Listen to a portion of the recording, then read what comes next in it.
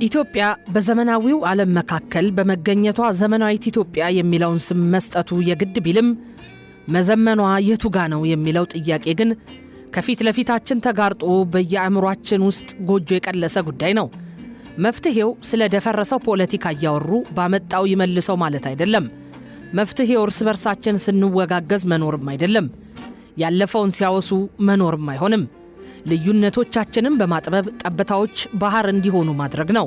እጅን አጣምሮ ጥቂቶች ተአምር እንዲሰሩ መጠበቅም አያዋጣም። መፍትሄው ከእያንዳንዳችን የሚጠበቀውን ኃላፊነት ሌላውን ሳንጠብቅ መወጣት ነው። ሁኔታዎች በቅጽበት የሚለዋወጡበት እጅግ የማያስተማምን ፖለቲካ ዛሬም እንደ ትናንቱ ታላቅ ብሔራዊ ምጥ ላይ እንደሆንን አያጠራጥርም። ባለፉት ጥቂት ዓመታት ውስጥ ሁኔታዎች ግለት ከመርገብ ይልቅ እየጦዘና እየናረ የፖለቲካ ተአምራት የሚከሰቱበት ፍጥነትና ድግምግሞሽ የሀገራችንን ድባብ በጉጉትና በፍርሃት የሚያዋልል ውዥንብር አላብሶታል። በአንጻሩ መንግስት ፋይዳ ያለው ምላሽ መስጠትና መፍትሄ መሻት ቀርቶ የችግሩን ብዛትና የጥያቄውን ክብደት ለመረዳት ወይም ለማመን ያቃተው ይመስላል። አብዮት ከሚጸነስባቸው ማህበራዊ ስነ ልቦናዊ ምክንያቶች አንዱና ወሳኙ ስር የሰደደ ህዝባዊ ቅሬታና ተስፋ መቁረጥ ነው። ህዝብ ከዳር ተመልካችነት ወደ ፖለቲካው ማዕከልነት የሚመጣ ከሆነ በተጨባጭና ዘርፈ ብዙ ችግሮች ተገፋፍቶ ነው።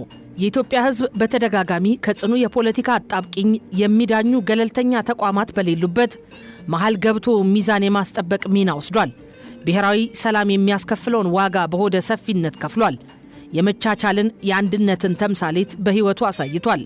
ትናንትም ዛሬም በቁርጥ ቀን ከታሪክ ቀኝ የሚሰለፍ አስገዳጅ ኃይል መሆኑን አረጋግጧል። በግራም በቀኝም ከተሰለፉት የፖለቲካ ልሂቃኑ የላቀ ቁመና ስላለው ከፋፋይነትን የመጠላለፍ አባዜን እየጣለ እርስ በርሱ ለመናበብ በቅቷል። የተለየ አቋምና ጥቅም ሊኖረውና ይህን ተገንዝቦ ለሚመጣ ወገን ድጋፉን እንደሚቸር አሳይቷል። ስለዚህ መንግስትና ከውስጡም ከውጭም ያሉ ድርጅቶችና ኃይሎች እጣፈንታቸው የሚወሰነው ሰፊውን ህዝብ ከጎናቸው ማሰለፍ ሲችሉ ብቻ ነው። ህዝብ ምንጊዜም የሰላም ወገን እንጂ የቀውስና የጦርነት መንስኤ ሆኖ አያውቅም። የመረጃ ክፍተት፣ የግልጽነት እጦትና ከፊት ሆኖ የመምራት ችግር ተንሰራፍቷል። በዚህ የመልካም አስተዳደር ችግር በተለይ ሙስና፣ ግልጽነት፣ ተጠያቂነትና የህግ የበላይነት ጉዳዮች ከመሻሻል ይልቅ ብሶባቸዋል። በሁለገብ ችግሮች የተሞላ ስርዓት የተቃውሞ ምክንያትና የአብዮት ኢላማ ነው። የኢትዮጵያ የፖለቲካ ምስቅልቅል የሀገርን ሉዓላዊነትና ቀጣይነት ተፈታትኗል። በዚህ የተነሳ ለብዙ ዓመታት በታጣቂ ቡድኖች ተወስኖ የቆየው ግጭትና ጦርነት በየአካባቢው ወደሚከሰቱ የሰላማዊ ዜጎች ጥቃት፣ ሞትና መፈናቀል ተሸጋግሯል። ሀገራችን ኢትዮጵያ ከምትገኝበት ልዩ የጂኦፖለቲካዊ ቀጠና ጋር በተያያዘ የሀገሪቱ የፖለቲካና ኢኮኖሚ እንቅስቃሴ ለተለያዩ ውጫዊ ጣልቃ ገብነት የተጋለጠና ወደፊትም የሚጋለጥ መሆኑ አያጠራጥርም። ይህንን ውጫዊ ትንኮሳና ተጽዕኖ በአስፈላጊው ወታደራዊና ዲፕሎማሲያዊ ዝግጅት የማክሸፉ አስፈላጊነት አያጠራጥርም። ነገር ግን የዚህ ውጫዊ ኃይል ሽንፈትም ሆነ አሸናፊነት በዋነኝነት የሚወሰነው በሀገራዊ ፖለቲካ አረዳዳችንና አያያዛችን መሆኑን መረዳት ተገቢ ነው። ይህንን ለማድረግም ዛሬ ላለንበት አስቸጋሪ ሀገራዊ የፖለቲካ ፈተና ያበቁንን መሰረታዊ የህመም ምንጮች መረዳትና አስፈላጊውን የእርምት እርምጃ መውሰድ ያስፈልጋል። አብዛኛው የሀገራችን ፖለቲካ የሀገሪቱን እውነታ በአንድ አቅጣጫና እይታ በመተንተን ሀገራዊ እውነታና መፍትሄው በእኔ እጅ ብቻ ነው ያለው ብሎ ከማመን ይጀምራል። ለህዝብ የመጨረሻ ዳኝነት እስከተገዛ ድረስ ይህ በራሱ የጥፋት ምንጭ አይሆንም። የመታበይ ፖለቲካ ግን በዚህ ሳያበቃ የራስን እውነት በሌሎች ላይ በጉልበት ወደ መጫንና ከዚህ በተለየ አመለካከትና አማራጭ አስተሳሰብ ያላቸውን ወገኖች በኃይል ወደ መጨፍለቅ ያመራል። ይህም የተለያየ አመለካከት ባላቸው የፖለቲካ ቡድኖች መካከል ለሚፈጠር ግጭትና የትጥቅ ትግል ይዳርጋል። እንደ ኢትዮጵያ ባለ ሀገር ውስጥ ይህ አይነቱ አካሄድ የፖለቲካ ግብግቡን ማንም ሊቆጣጠረው ወደማይችል ሁከት ሊያሸጋግር እንደሚችል ሁሉም ሊረዳው ይገባል። ይህ ደግሞ ሁሉንም ለህዝብ ቆመናል የሚሉ የፖለቲካ ቡድኖችን እንወክለዋለን የሚሉትን ህዝብና ሀገርን ወደ ከፍተኛ ጥፋትና ውድመት ይከታል። ጥላቻ ሌላ ጥላቻ እየወለደ ለሀገርና ለህዝብ ምንም አይነት ፋይዳ የሌላቸው የጥፋት ድግሶች ይፈበረካሉ። ከእንዲህ አይነቱ ከንቱ ነገር ውስጥ መውጣት ካልተቻለ ልማትም ሆነ እድገት አይታሰብም። የኢትዮጵያ ህዝብ በርካታ የተፈጥሮ ሀብቶች ያሏት ሀገሩን አልምቶ ከድህነት ውስጥ የሚያወጡት ፖሊሲዎችና ስትራቴጂዎች ያስፈልጉታል። መንግስትም የአገር ኢኮኖሚን ከማሳደግና መሰረተ ልማቶችን ከማስፋፋት በተጨማሪ ለህዝቡ ህይወት ኃላፊነት አለበት።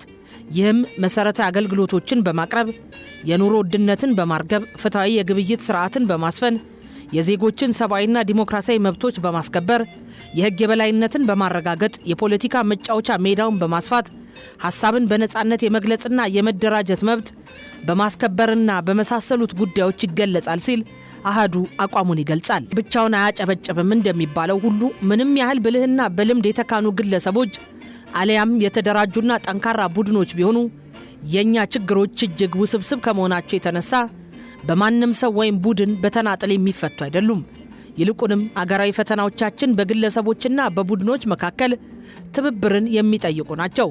ዜጎች በተቋማት ገለልተኝነት ላይ አመኔታ እንዲኖራቸው ከለላ ከማግኘት፣ ከህግ የበላይነት መከበር፣ ከዜጎች ፍትሃዊ ተሳታፊነት፣ በተለያዩ ምክንያቶች የሚደርስ መገለልን መቀነስ እንዲሁም የልሂቃን መግባባት መፍጠር፣ ወጥነት የሌለው የቀጨጨ ዲሞክራሲያዊ ልምምድና ያለመተማመን ባህልን ማስወገድ፣ ለጋራ እጣ ፈንታ መታገል በእጅጉ የሚያስፈልግበት ጊዜ ላይ እንገኛለን። ኢትዮጵያ ላለፉት ከ50 ዓመታት በላይ ስቃይዋን የምታየው በስርዓት መመራት ባለመቻሏ ነው። መንግስታዊ ባልሆኑም ሆነ በግል ተቋማት ከፍተኛ የሆነ ደካማነት የሚታየው ከብቃትና ከክህሎት ይልቅ ለማይጠቅሙ ነገሮች ቅድሚያ ስለሚሰጥ ነው።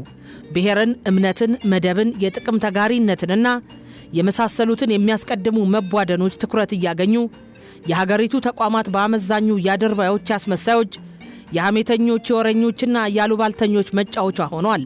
ከፍተኛ የሰው ኃይል፣ የተፈጥሮ ሀብት፣ ተስማሚ የአየር ጠባይ፣ በርካታ የቱሪዝም መስህቦች ያሏት ሀገር የድህነት መጫወቻ ለምን ሆነች? ከፍተኛ የውጭ ዳስ ተጫናት። በጥላቻና በክፋት የተተበተበው ፖለቲካ ለምን አይቀየርም? ከተቋማት ይልቅ ለምን የግለሰቦች ተክለ ስብዕና ይገዝፋል? የህግ የበላይነት ተረጋግጦ ፍትህ ለምን ለሁሉም ተደራሽ አይሆንም ብለን ዋነኛ የሚባሉ ውስን ጥያቄዎችን ስናነሳ መልሱ ግልጽ ነው። ከስህተት ለመላቀቅ አለመቻል ዋነኛውን ድርሻ ይዛል። ከስህተት ወደ ስህተት የሚደረገው ጉዞ እየቀጠለ ከሄደ መቆሚያው የት እንደሚሆን ለማወቅ ያዳግታል። የመነጋገር፣ የመወያየት፣ የመግባባት ልምድ አዳብረን የሰጡህን ብቻ ተቀበል የሚል ፖለቲካዊ ባህል ተላቀን ብዙሃን የሚስማሙበት የፖለቲካ አስተሳሰብ ሲኖረን ለዘመናት ሲከተለን የቆየው የፖለቲካ ቁርሾ ለአንዴና ለመጨረሻ ጊዜ መፍትሄ ያገኛል ሲል አሃዱ አጽንኦት ይሰጠው ይላል።